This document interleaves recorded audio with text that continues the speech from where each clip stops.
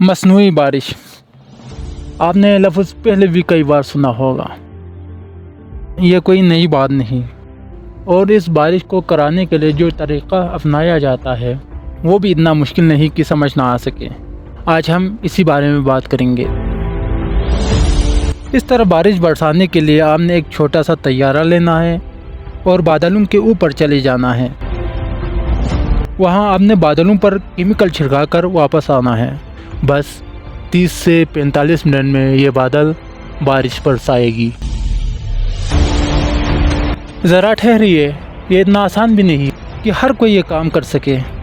इसके लिए कई चीज़ें बहुत ज़रूरी है। पहली चीज़ बादल है।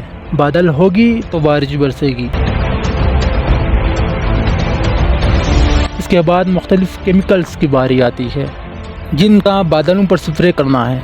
इनमें silver iodide, potassium iodide, calcium chloride और ड्राई आइस वगैरह शामिल है। इन केमिकल्स का स्प्रे से पहले यह पता लगाना ज़रूरी है कि बादल किस तरफ से आ रहे हैं और जा कहाँ रहे हैं और इनकी रफ्तार कितनी है, क्योंकि इससे इस बात का अंदाज़ा हो जाता है कि जिस इलाके में बारिश बरसाने हैं इससे कितने फासले पर बादलों पर केमिकल्स का स्प्रे किया जाए। मसलन अगर आपने कराची में बारिश बरसाने हैं तो इस बात का अंदाज़ा लगाना ज़रूरी है कि कराची से कितने किलोमीटर दूर बादलों पर केमिकल्स का स्प्रे किया जाए।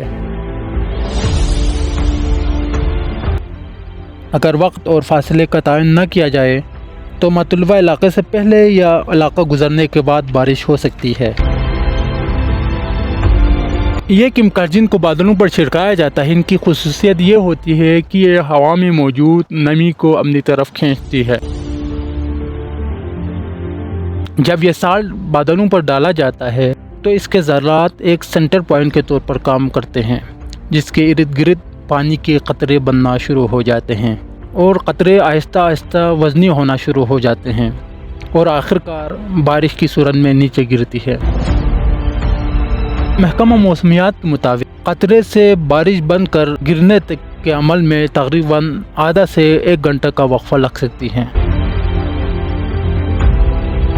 इनके मुताबिक ज़्यादातर बारिश बरसाने वाले बादल 3 से 4 हज़ार फीट की बुलंदी पर होते हैं।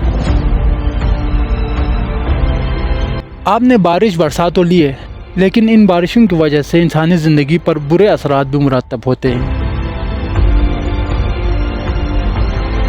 मसलन इनमें केमिकल्स की मौजूदगी की वजह से ये मुख्तलिफ़ बीमारियां पैदा कर सकती है, जिनमें कैंसर जैसे मुहलिक अमराज भी शामिल हैं। वीडियो अच्छी लगी तो मज़ीद इस तरह के मालूमाती वीडियोस के लिए हमारा चैनल सब्सक्राइब कीजिए।